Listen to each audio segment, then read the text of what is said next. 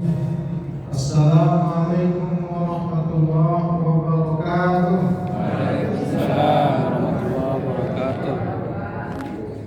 Alhamdulillahi wahdah, wassalatu wassalamu ala rasulillah wa ala nabiyyi ba'dah.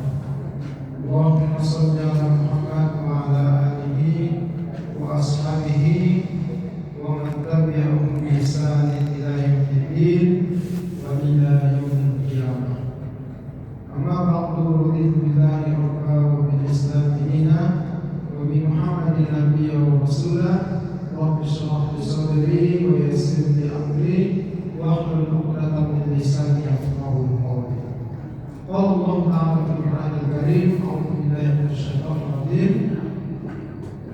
Wa la ta'kulu amwalakum bainakum bil batil wa tudlu biha ila al-hukam litakulu fariqan min amwalin nasi bil ismi wa antum ta'lamun. Shallallahu alaihi. Ketua pengurus yang telah hormati beserta seluruh jajaran pengurus, penasehat, pembina, para tokoh masyarakat, Pak RT, Pak RW, Pak Lurah, Pak Camat dan Ibu Camat semuanya, para asatidz dan ustadzah, imam beserta takmir yang dimuliakan oleh Allah. Alhamdulillahirabbil alamin, kita ucapkan sebagai bukti rasa syukur kita atas nikmat yang Allah berikan. Salawat kepada Rasul, Allahumma shalli ala Muhammad wa ala ali Muhammad. Suri tauladan yang kita di dunia mengikuti sunnah-sunnahnya, di akhirat ingin hidup bersamanya. Bapak dan Ibu saudara sekalian yang dirahmati Allah, saya malam yang ketiga di masjid ini, dan malam ini kita mengkaji tentang ayat pamungkas penutup ayat-ayat dari rangkaian ayat puasa, yaitu ayat 188 surat Al-Baqarah. Allah Subhanahu wa taala berfirman, a'udzu billahi minasyaitonir rajim, wa la taqtulu amwalakum bainakum bil batil. Dan janganlah kamu memakan harta di antara kamu dengan cara yang batil. Ini sederhananya, jangan makan harta yang haram. Itu sederhananya begitu. Siapa orang-orang yang ditaklif, yang dipanggil oleh di ayat ini?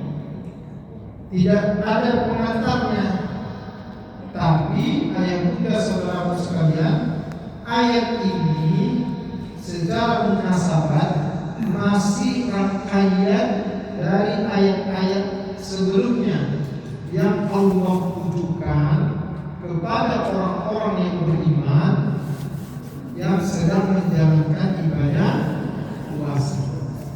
Jadi kalau kita mau buat pengantar itu ya, memahaminya, hai orang-orang yang beriman yang engkau sedang menjalankan kewajiban puasa, janganlah kamu makan harta yang haram. Itu perspektif haram ini bisa dalam 3 aspek. Satu, aspek cara kita mendapatkan harta, tidak mempedulikan halal dan haram. Yang kedua, perspektif cara kita menggunakan harta yang sudah kita dapatkan. Dan yang ketiga adalah cara kita untuk membagi-bagi harta yang sudah Allah berikan kepada kita.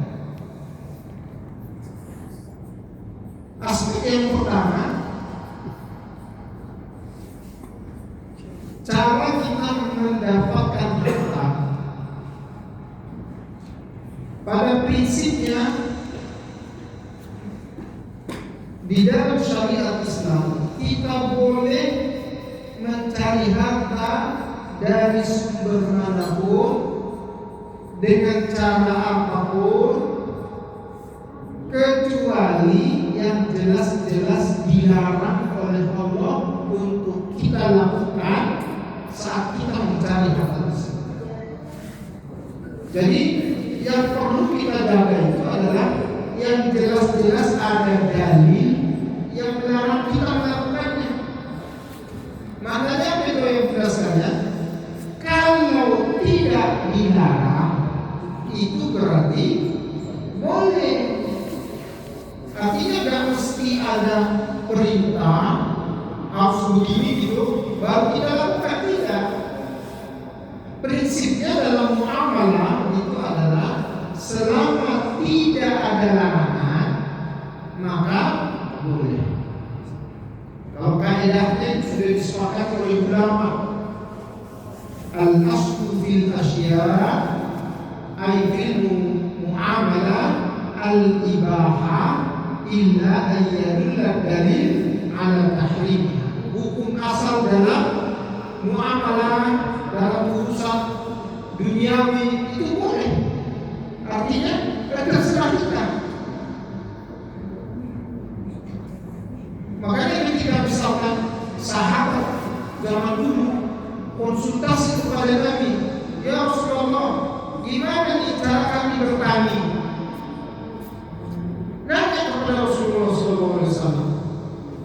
Itu sederhananya, memangnya gue bisa bicara pertanyaan, bukan? Nabi jawab apa? Antum a'lamu bi umuri dunya. Urusan itu kamu kan sudah lama jadi petani. Tentu kamu lebih tahu bagaimana yang terbaik terhadap pertanian itu. Lebih tahu kamu. Itu jawaban itu. Artinya tidak diikat oleh syariat Islam harus begini, harus begitu, tidak. Yang perlu kita jaga selama tidak ada larangan yang kita lakukan itu tidak melanggar apa yang jelas dilarang dalam agama, lakukan. Dan yang dilarang itu cuma sedikit. Misalkan apa?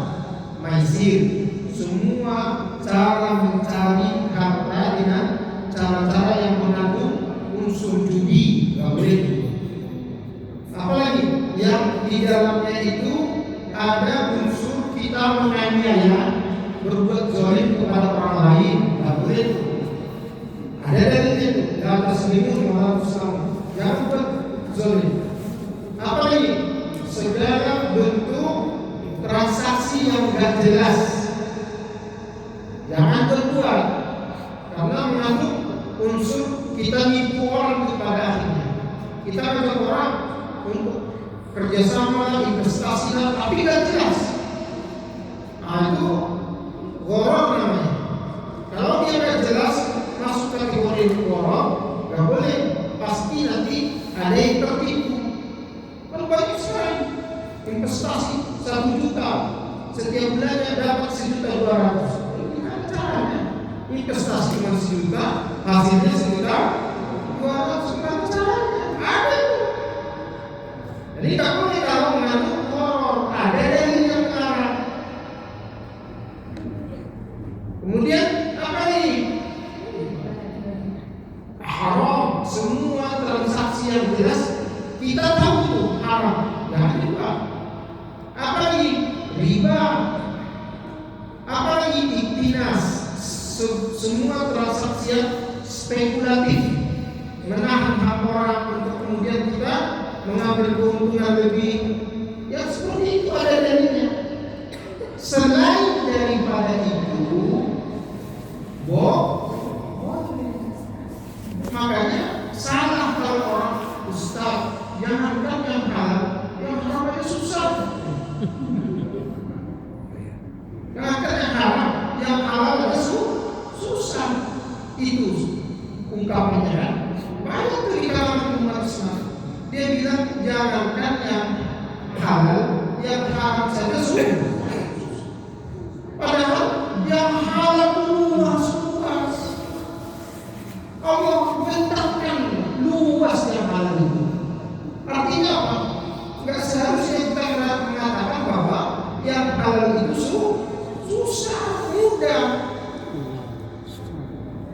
muslimin yang dirahmati Allah. Itu aspek yang pertama.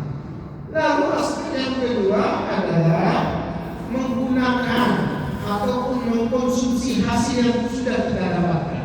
Itu bisa jadi haram. Kapan? Ketika ada unsur israf. Israf itu boros. Boros ada dalilnya. Wala tusrifu innahu la yuhibbul musrifin. Jangan boros. Nah, ini jangan tersinggung. Biasanya bapak-bapak menghemat.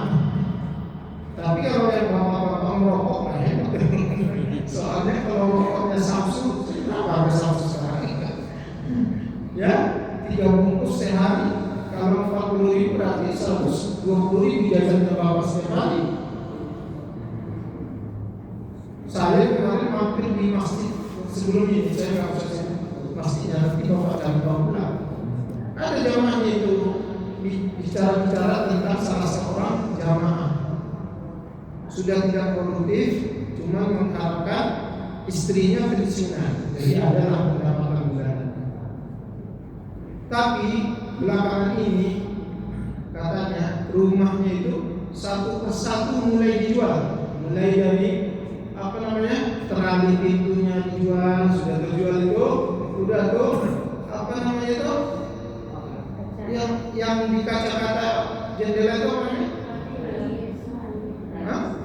Iya itu juga terali, pintu besi, pagar dijual. Saya ngapain saya dengan cerita orang ini dalam hati saya, tapi kisah nyata. Saya langsung dengar. Dan kita nggak perlu tahu siapa orangnya, dan saya nggak sebut pastinya, dan dia nggak usah kasih tahu, ngapain juga, ya. Tapi itu kenyataan. Nah, salah satu yang muncul dalam cerita itu adalah si bapak itu ternyata merokok. Kalau dia nggak merokok katanya, udah cukup itu apa yang mereka dapatkan dari hasil pensiunan istrinya sama kerja serabutan yang dia lakukan, tapi dia merokok. Nah, itu salah satunya kenapa pergi ke situ ceritanya. Jadi israf dilarang. Yang kedua, tabdzir. Apa itu tabdzir? Mubazir. Wala tubazir tabdzira. Innal mubazirina kanu ikhwana syayatin wa kana syaitanu li rabbih kafura. Jangan mubazir. Karena sesungguhnya orang-orang yang berlaku mubazir itu adalah teman-temannya syaitan, dan syaitan itu terhadap Tuhannya kufur. Berarti dipersamakan itu pelaku tabdzir dengan syaitan itu sama, engkar terhadap Allah, kufur nikmat lagi, bukan kufur dalam artian iman, tapi kufur nikmat. Tidak boleh. Termasuklah ayah bunda sekalian bermegah-megah yang dapat melalaikan kita dari mengingat yang namanya kematian. Alhaakumut takatsur hatta zurtumul maqabir. Sampai-sampai dalam kisah tentang At-Takasur ini, Allah setelah menceritakan tentang perilaku orang-orang yang bermegah-megah dalam hidupnya, Allah langsung ceritakan tentang masuk kehidupan di alam kubur. Itu dasar berarti peringatan Allah itu. Karena apa? Kalau sampai harta itu ada di dalam hati kita, berat, penyakit itu berat untuk kita hilangkan. Makanya nanti bahil, kikir, kedengkut, ya, itu muncul tuh. Karena apa? Harta itu sudah di hatinya.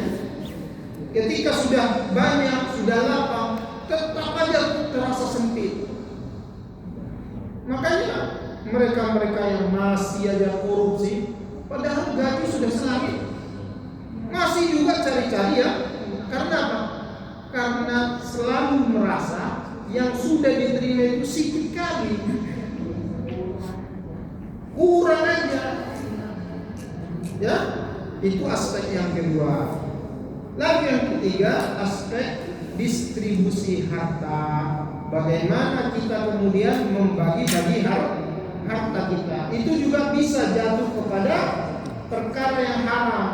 Ketika kapan? Ketika hak dari harta itu kita tidak tunaikan. Hak yang utama kepada siapa? Anak dan keluarga kita. Tanggungan kita, wajib kita penuhi haknya dari apa yang kita dapatkan di antara harta-harta yang Allah titipkan kepada kita.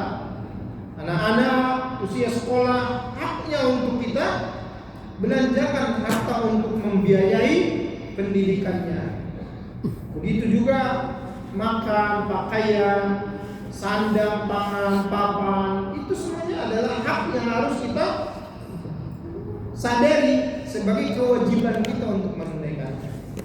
Kemudian kepada fakir miskin, yatim, ya, yang wajib di antara harta yang harus kita keluarkan bagi kepada orang yang berhak adalah, kalau tadi anak keluarga namanya infak wajib. Di luar itu adalah zakat. Ketika kita memiliki harta dalam kadar ukuran tertentu, tertahan dia dalam waktu tertentu, maksudnya tertentu ini 1 tahun namanya, kadarnya setara dengan 85 gram emas, kemudian dan status harta ini produktif, bukan yang tidak produktif. Rumah misalkan, rumah kita sendiri, produktif atau tidak? Tidak, itu konsumtif, kan kita pakai. Jangan hitung itu untuk kita zakatin. Mobil yang kita sehari-hari pakai, itu konsumsi kita. Tapi kalau ada mobil yang kedua direntalkan, dia menghasilkan, nah itu baru masuk harta produktif yang memenuhi kriteria wajib dikeluarkan zakatnya. Begitu juga rumah, kita ada rumah yang kedua, tapi rumah itu kita investasi, lalu kita sewakan, dia menghasilkan. Nah itu juga ketika memenuhi ketentuan ukurannya dan setiap tahun putaran haulnya wajib kita keluarkan hak berupa zakat, menjadi kewajiban. Kemudian di luar yang wajib, ada lagi yang wajib, nazar. Kalau misalkan suatu saat kita bernazar, kalau sakit misalkan ya, aku kalau sembuh maka nanti aku bagi separuh seperempat atau seberapa dari hartaku, itu wajib ditunaikan. Kafarah itu juga wajib dikeluarkan. Selain daripada itu masuk perkara yang sunnah, infak, sedekah, wakaf, apalagi itu hadiah, saling memberi hadiah. Bisa sesekali di masjid kita ini kita adakan menjelang berakhirnya Ramadan seperti ini, nanti tukar hadiah sesama jamaah. Asik kan? Asik kan? Itu bagian dari sunnah Nabi. Kata Nabi apa? Tahabu. Cuma dua kata. Tahabu. Saling memberi hadiah kamu, maka kamu akan saling mencintai, saling erat berkasih sayang. Itu sunnah Nabi. Termasuklah it'am ta'am, saling menyediakan makan, tukar kasih makan. Itu bagian dari sunnah Nabi. Karena ketika ditanya oleh sahabat Rasulullah, ya Rasulullah, ayyul islami khair, Islam yang baik itu seperti apa ya Rasul? Jawaban Nabi yang pertama, afsus salam, sesama kamu harus tegur sapa. ucapkan salam. Yang kedua, akilut ta'am, sesama kamu juga saling kasih, memberi makan. Itu juga bagian dari sunnah Nabi. Lalu apa lagi? Wa qumu bil-lail wan nasu niyam, yang kemarin kita bahas. Bangunlah kamu di sebagian malam di saat kebanyakan orang masih terlelap dalam tidur. Nah, itu adalah bahagian dari pilihan-pilihan kita untuk kemudian mengeluarkan bahagian dari hak yang harus kita keluarkan dari harta kita. Itu kita bagi-bagi, termasuklah ke masjid punya hak, ya, dan semua kita harus menyadari itu. Sebagian yang Allah titipkan di harta kita, ada hak masjid yang harus kita tunaikan. Termasuklah untuk mensejahterakan imam-imam kita, guru-guru ngaji kita yang memikirkannya. Ya, jangan memakni yang berdasarkannya. Misalkan imam sarungnya sendiri dia juga yang harus mikir, dosa jangan. Baju apa namanya itu yang semakin gagah dia imamin kita, baju apa namanya sendiri? Koko bajunya ini jubah, baju jubah kasih, nggak usah dia beli gitu lagi, kita yang beli. Bukan saya mikirin dia, bukan. Tapi ini bagian dari cara kita mengeluarkan yang hak di antara harta-harta kita semua. Insya Allah kalau yang hak sudah keluar, kata Allah, tutahhiruhu, maka bersihlah harta yang tertinggal itu.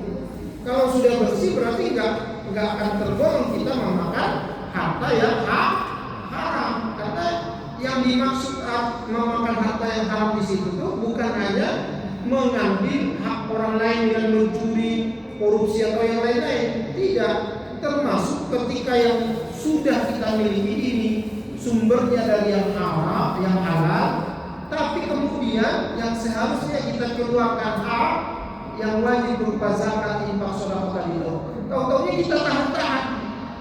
Artinya yang hak harus keluar, tertahan, lalu kita makan, sama artinya kita memakan harta yang haram. Nah, inilah pentingnya kemudian kita menyadari betapa harta yang Allah titipkan kepada kita itu tidak semuanya milik kita.